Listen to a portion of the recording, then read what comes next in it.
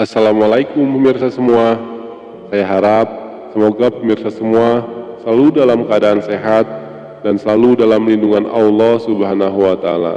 Amin ya rabbal alamin.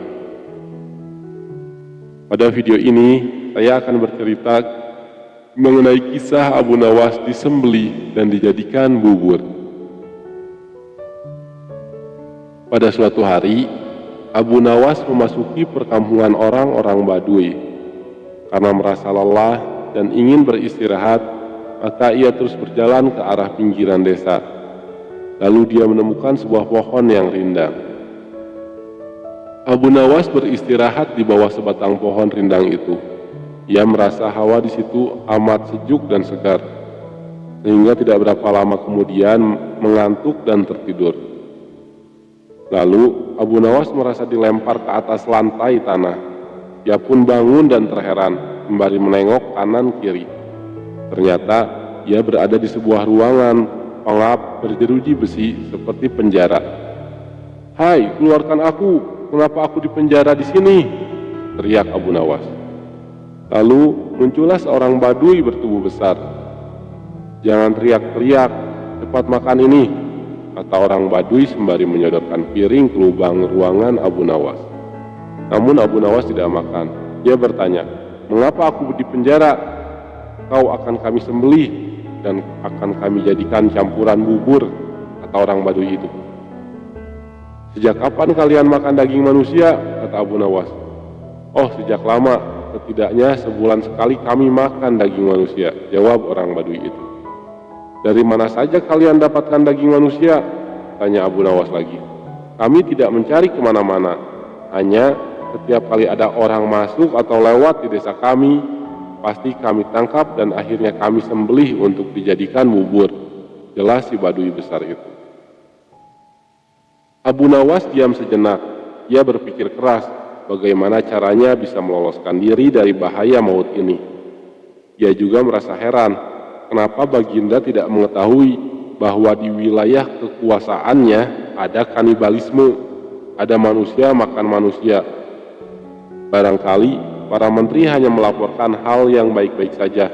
Mereka tidak mau bekerja keras untuk memeriksa keadaan penduduk, pikir Abu Nawas. Baginda harus mengetahui hal seperti ini secara langsung. Esok harinya, Baduy itu datang lagi. "Bersiaplah, sebentar lagi kau akan mati," kata Baduy itu. Abu Nawas berkata, "Jika kalian ingin membuat bubur, dagingku sangatlah sedikit, pasti tidak enak. Jika kalian mau, aku akan membawa temanku yang bertubuh gemuk," ujuk Abu Nawas. Akhirnya Abu Nawas dibebaskan dengan syarat besok harus membawa temannya yang dijanjikan tersebut. Setelah dibebaskan, Abu Nawas langsung menuju istana dan tampaklah sang raja yang gemuk, mungkin karena kerjaannya hanya duduk-duduk saja setiap harinya. "Ada apa Abu Nawas, kau datang tanpa kupanggil?" kata raja. "Ampun tuanku, hamba baru saja pulang dari suatu desa yang aneh," jawab Abu Nawas. "Di desa tersebut ada orang yang menjual bubur yang khas dan sangat lezat.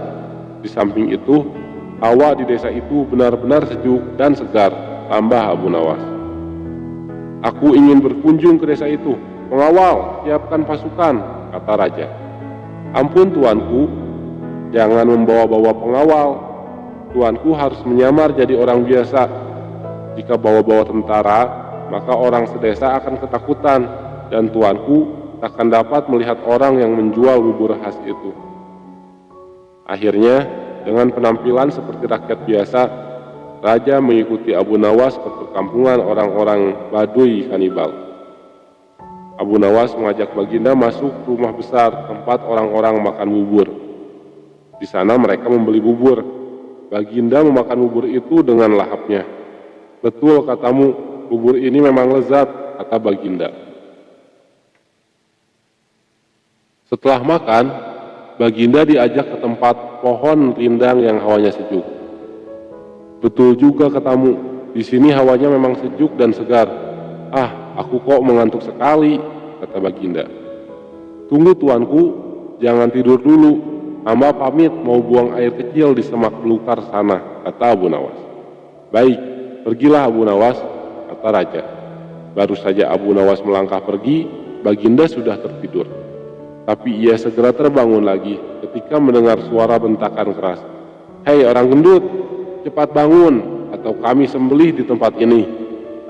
Ternyata Baduy penjual bubur sudah berada di belakang Baginda dan menghunus pedang diarahkan ke leher Baginda. Akhirnya raja dimasukkan ke dalam penjara. Mengapa aku di penjara? Kata raja.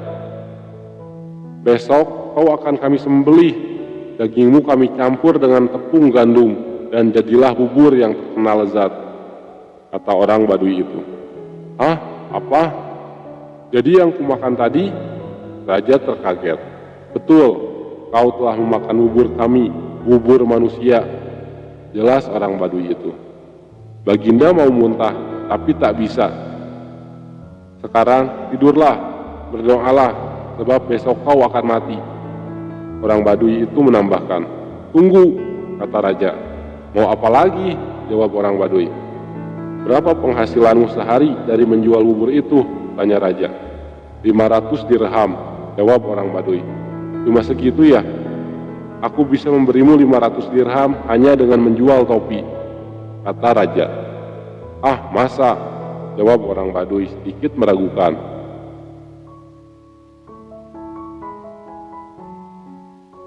Sekarang berikan aku bahan kain untuk membuat topi. Besok pagi boleh kau coba menjual topi buatanku itu ke pasar.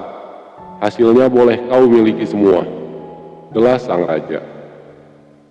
Baduy itu ragu. Ia berbalik melangkah pergi. Tak lama kemudian kembali lagi dengan bahan-bahan untuk membuat topi. Esok paginya raja menyerahkan sebuah topi yang bagus kepada si Baduy. Baginda berpesan, jualah topi ini kepada Menteri Farhan di istana Baghdad. Baduy itu menuruti saran Baginda. Menteri Farhan terkejut saat melihat seorang Baduy datang menemuinya. Mau apa kau? Tanya Farhan. Menjual topi ini. Farhan melirik topi itu. Memang bagus. Ia mencoba memeriksanya. Dan alangkah terkejutnya ketika melihat hiasan berupa huruf-huruf yang maknanya adalah surat dari Baginda yang ditujukan kepada dirinya. Berapa harga topi ini? Kata Menteri Farhan. 500 dirham, tak boleh kurang, jawab orang Baduy. Baik, aku beli, kata Menteri Farhan. Baduy itu langsung pulang dengan wajah ceria. Sama sekali ia tak tahu jika Farhan telah mengutus seorang prajurit untuk mengikuti langkahnya. Siangnya, prajurit itu datang lagi ke istana dengan melaporkan lokasi perkampungan si penjual bubur. Farhan cepat bertindak sesuai pesan di surat Baginda. 1000 orang tentara bersenjata lengkap dibawa ke perkampungan. Semua orang Baduy di kampung itu ditangkapi, sementara Baginda berhasil diselamatkan. Keesokan harinya, Abu Nawas dipanggil untuk mempertanggungjawabkan semua perbuatannya. Abu Nawas dinilai telah mempermalukan rajanya sendiri di muka rakyatnya sendiri. Wahai Abu Nawas, engkau ini benar-benar telah mempermalukan aku. Perbuatanmu sungguh tidak pantas dan kamu harus dibunuh, ujar Baginda yang sudah geram sejak tadi. Ya tuanku, sebelum hamba dihukum, perkenankan hamba menyampaikan beberapa hal, kata Abu Nawas membela diri. Baiklah, tetapi kalau ucapanmu salah, niscaya engkau akan dibunuh hari ini juga, ujar Baginda. Wahai tuanku, alasan hamba menyerahkan tuanku kepada si penjual bubur itu adalah ingin menunjukkan kenyataan di dalam masyarakat negeri ini kepada Paduka. Karena semua kejadian di dalam negeri ini adalah tanggung jawab Baginda kepada Allah Subhanahu wa Ta'ala kelak. Raja yang adil sebaiknya mengetahui perbuatan rakyatnya, kata Abu Nawas. Setelah mendengar ucapan Abu Nawas yang demikian, hilanglah rasa amarah Baginda Raja. Dalam hati beliau membenarkan ucapan Abu Nawas tersebut. Baiklah, engkau aku ampuni atas semua perbuatanmu, dan jangan melakukan perbuatan seperti itu lagi kepadaku, tutur Baginda Raja. Maka Abu Nawas pun mengaturkan hormat serta mohon diri pulang ke rumah.